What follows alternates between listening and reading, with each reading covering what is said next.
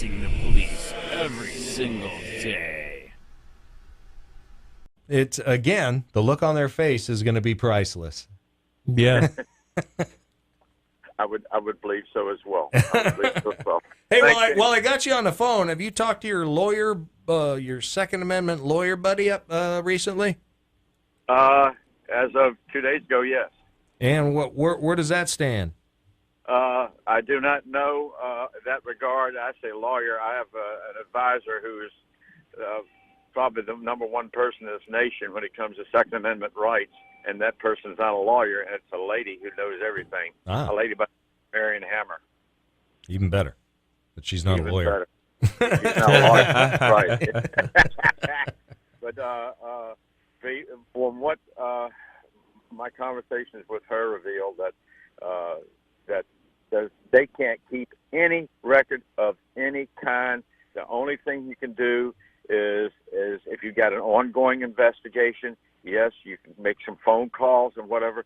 But after that investigation ends up in a negative, those records get destroyed.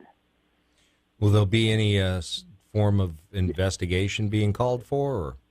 I mean, if you had an investigation of somebody, let's say that insinuated that somebody has committed a crime and they're under some sort of serious investigation, they can, see if that person has a permit to carry. They can look into that and they can maintain that record. Okay, that person did have that record. Is over with. That document gets destroyed. So okay, so knowing what's supposed to happen, where do we go from here in what is alleged to have happened? Say that again now. Where do we go? Okay, we know how it's supposed to go, but we also know what's been alleged. So where do we go from here? Well, again, it falls into the hands of filing a proper complaint with the proper people. Be it a local state attorney or probably the Attorney General of the state of Florida, and then they will do their due course of investigation with their investigators, and those investigators will make some inquiry, and either things get destroyed as a result of that investigation, or they find that information to be true or never did exist. There's three choices, okay, three ways. If it's found to happen, then they can later on actually say you're found to be in violation of the law, okay, and then seek to have them to destroy that evidence, and if there's any penalties according to the law, then they get punished for it, of course, which means the taxpayer has to pay the fine. Sure. But and of course they can say no, and then they go and destroy the files, and then they can be, we don't do it, and they really didn't do that. They never kept and maintained a record. But only way they can have any kind of record is they're investigating Joe Smith, okay, or Bob Newhart or whatever. That's the only way to do it. That's the only way they can keep a record, and that would be a single record. Or let's say maybe that there's a gang out there, and that they check to see if they've got weapons permits, and some may, and so if they're investigating a gang, then it probably could last for weeks, months, maybe years, I mean, it's an ongoing investigation, But after that investigation is over with, and they found out what they need to find out, then the record gets wiped clean unless maybe there's a prosecution, and they got to keep that for prosecution. But those guys will probably end up in jail. Yeah. So. Now, to your knowledge, has a complaint been filed? Not to my knowledge, but there was going to be, from what I got from Attorney Friday, there was going to be a complaint filed. Yeah. Well, good. All right. So that's the latest I know. So anyway, the Democrat Party's doing real well. Oh yeah, keep it up, gang. Keep doing it up. what you're doing. COPWATCH, policing the police every single day. Participation trophies: blue, red, pink, rainbow. In our new meaningless section, right over here. Hi, caller. You're on the air. Yes. Is he aware that the Charlotte County Sheriff has an illegal list of gun owners? Well, we've received that question a few times, and we have talked to a few sources at the sheriff's office, and As a matter of fact, I checked with the Department of Agriculture, and I did read and access some online material with regard to that. And my conclusion is that's not an accurate statement. I have no evidence that says that they do, and the Department of Agriculture withholds that list. There is no public list. And if you go to the Department of Agriculture, they'll tell you that. But more importantly, the gun advocates from like U.S. Concealed Carry Association, which is uscca.com, and the NRA, they do a lot of this background information. And when you go to their sites and you pull information on obtaining a CCW license in the state of Florida, it'll give you most of the commonly asked questions, about 40, 50, 60, depending which page you go to. And one of them asks, do local sheriff's offices or law enforcement officials maintain a list? And the answer is no. So from multiple sources, I have a no, and I did speak with some contacts here locally, no. Now, that is not to say that, and I asked this question as well. If a person, it was related to pawn shops. Yes, there's a list maintained from weapons that are turned into pawn shops, but pawn shops, even though some of them can deal in weapons, they're under a whole different set of rules than a standard FFL, a federal firearms license holder like Higher Power Outfitters is. Mm-hmm. They're under a whole different set. But if you're under investigation by the sheriff's office, like if you committed a violent crime or something and you're under investigation, law enforcement does have the right to call the Department of Agriculture and find out if you have a concealed permit weapon, because if they plan on arresting you, you could pose a real risk. Sure. Not that this is common, because the truth is, I have the numbers, it's not common. Mm-hmm. But they can call Department of Agriculture on a one-on-one basis, and they can get a response to that question specifically. And as I understand it, he's already had hired a lawyer here, so we can't speak on pending litigation. So we'll have to just. The worst thing that could happen to a show like this is that it would. Gettle Chevy, and big deals. We have another call here. Let's see what this is. Hi, caller. You're on the air. Yeah, I was calling about that gun list. Yes, sir. The gun list is real. They do have the list. I ran my own name, and they have information on me from 2013. And they also have my CCW, that's in record and has been sent to every police department in Florida. It's an ongoing record, and it's on everybody. Anybody's got a concealed weapons permit. Huh. Well, I guess they know who to call when they need backup. Then I guess so. Again, I haven't been able to find any of that information out there, and I've asked the questions. I've gone to the right people now. Again, I'm not trying to be an investigator. That's not what we're here for. We're here just doing a little update on this stuff, and everybody's getting all pissy like it's his fault. Lighten up. Trust me, I have nothing to do. It's up to me. There'd be no list at all. I think one of the greatest reasons are we know why they make lists. Yeah, absolutely. You don't have to explain it to us. Right. And I think our founding fathers had it right when they gave us the Second Amendment so that we could protect ourselves. They never even thought of keeping a paper list, right? Can you imagine keeping a paper list of every single American? Because I don't think at that time there was any that didn't, have a firearm for a multitude of reasons. So I'm not sure where that goes, but it's a good thing. I think I agree with the work squad. Yeah, I totally agree with those contracts. I think they're great. All right, thanks, Al. He's cranky, old man. Oh, Hi, caller. You on the air? Hey, Ken. This is Lindsay. Lindsay Harrington. How you doing, sir? Lindsay, how are you? Doing fine. No, I've just caught part of this conversation. Someone told me the other day that my name came up on the radio in regard to a bill that we passed back in 2002, 3, 4. I forget the date on it. But what was going on was the pawn shops were keeping notes on who held guns and in Broward County. And the Socialist Republic of Broward was trying to, find out who had weapons. And when an officer would respond to a problem in a neighborhood, as he went to that address, they were informing him that the house 2 doors up had a rifle or just bought a pistol, or the occupant of the home was, owned a weapon of whatever. And that was the kind of information they were compiling, and it's illegal. Yes, it is. I would agree with that. We pressed the issue, and, of course, we won, but it looks like that Charlotte and Sarasota are doing that right now. They're compiling some kind of a list on people. I have no problem with them, as I heard earlier, making a call to see if a perp was carrying had a weapons permit or whatever. But I don't even have a weapons permit because I don't want my name on a daggone list. I have none. But, I have one when I need it. Let's put it that way. Very well.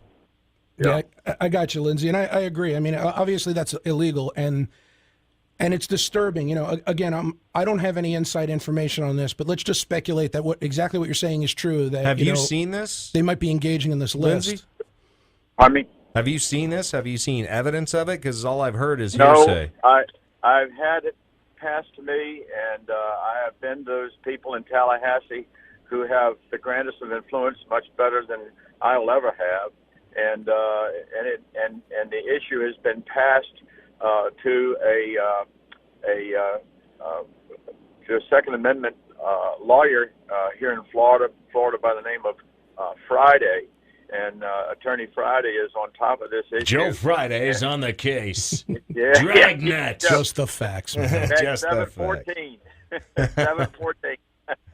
But anyway, he's on top of it, and supposedly there's been some infractions here from what I'm being told, and so they're looking into it right now, and the person I've talked with in Tallahassee, who's a big NRA supporter and watches everything in Tallahassee, she says it's best to go the route of getting the Attorney General on top of this, and that's where they're headed. The Attorney General of Florida is going to look into this and see if there's, this is going on. And as I had told this gentleman who called me, having learned that I was involved with this bill back, a decade or more ago, that the best route is to go to the AG. Of course, the AG is not going to go jump.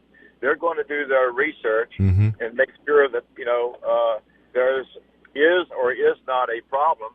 And then at that time, they will take the course that's appropriate. And that's acting, using your head. That's true. And now, how would the state attorney general go about that? Would they have one of their local? They're going to ask questions, and they have investigators, just like our state's attorney's office has investigators. They're going to investigate. They'll have some attorney say a complaint was filed that you're having records, and they're going to ask them for the truth. And woe be unto them if they fib to them. They'll make their investigation, and if they cough up the info and they find out the law has been broken, they're going to issue an edict. Hey, cease and desist. That kind of thing. That's the proper way it should be handled. It's and I agree. I agree. Also understand that there's been some warning given to an individual that he was violating, I think, the rights or the abilities of the sheriff's departments to do such and such, and he's a little scared for himself. And Mr. Friday's also looking into protecting him as well. So anyway, that's the course of action as I've last heard it. Well, Lindsay, at the end of the day, I mean, isn't the sheriff responsible at the end of the day for the actions of his staff? I mean, if they're compiling a list, whether he has direct or indirect knowledge, isn't he responsible for that at the end of the day? That's just like if your kid goes out and gets in trouble, you're responsible. It's just like in any business. Buck stops at the top. Yep. Because you've heard we've had some interest here on the radio with that. Both last week and this week, we had a couple callers calling in. And look, I would encourage them. I'm not a county official. I work at I'm at Higher Power Outfitters. I would say we're just here doing Second Amendment updates. We're just talking stuff. Hey, talking I would guns. say let's go to the sheriff, make those concerns known, request that information, see if there's a public information request you could file on. I mean, there are avenues that a citizen can take, right? Yes, there is. Right. And maybe another citizen needs to do it. I had a matter of fact. I'm headed over to entertain some family members in town for a week, and this morning early on I had an email from a former county commissioner who was inquiring of me, what has progressed on this. He's worried about it too, Is this being done? It's a violation of our rights, you know. And it doesn't seem that it stops in Charlotte. It goes beyond Charlotte to Sarasota and others, you know. I don't have a problem with them having the right information that they need to do what they need to do. But when it comes to Second Amendment, the only difference between us and Nicaragua, the only difference between us and Venezuela, the only difference between us and China, North Korea, or any other totalitarian regime like Iran is the right that we carry and are able to pack. And that's why the Democrat Socialist Party of the United States, along with the Communist Party of the United States, are out to remove guns from people's hands. And that is, eventually at some point, the button gets pushed and we're theirs. Yeah. Amen. I'm sorry. People may think I'm a nut job, but we've seen it happen. We've seen when you've seen it happen time and again over the last 100 years, and you see the signs leading up to it are happening here. You got to kind of take it to heart, maybe. I mean, stating the facts. I mean, I don't understand how stating the facts can equivocate it to nut job. I mean, come on, Lindsay. You're talking about what's really going on out there, and of course they're trying to take the guns, and that's precisely why, and everybody knows it. I mean, if you can't protect your family, from a home invasion, how are you going to protect yourself and your family from the government? Exactly. God forbid. I mean, God forbid it ever came down to that. But I mean, at the end of the day, that's our final conclusion, right? Yep. And I tell you what, an officer having some problems by himself, when a citizen, armed or unarmed, steps up to assist him to save his life and or to help protect the officer or to assist the officer, you bet you that officer is smiling with a big smile on his face after the arrest is taken care of. Same thing here. If you need to protect yourself, you dang gone better do it. And I've got a friend of mine that's from California, has been raised in the Brainwashing Society of California. She learned that a person in a business was packing, and she was scared to death. It's because she was brainwashed to believe that the Second Amendment is an offense against her, when it's a right to protect yourself. And this person was a woman, is a woman, and she was packing for the sole reason of protecting herself when she was out doing business. People have been brainwashed. They are. You know what? Dick's Sporting Goods, I never went into them anyway because I thought it was a lousy business name. And I'm glad to see they're having troubles right now. And I hope at some point that board of directors and the stockholders wrestle the control away from that crazy guy. Yeah, you would think. And put it back into somebody's hands, and that they go back to doing what other sporting goods stores do, and they're responsible business people operating within the law, especially when it comes to buying and selling guns. Indeed. Well, thanks, Lindsay. I'm late for a break, Lindsay, but thank you very much for calling in and informing us on that. Yeah, I mean, he hasn't changed a bit, has he? He still perfectly frames everything. Yeah. And gets right you to always the go point. to Lindsay when you want the straight dope. I'm telling you. You want the straight dope. This is a global conflict. There's a lot of people working very hard to make this happen. I like being on your show.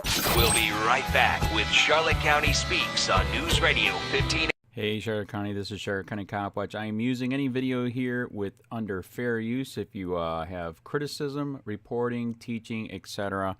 And please donate. I do not make money from YouTube, and there are different ways to donate in the video links. Thanks.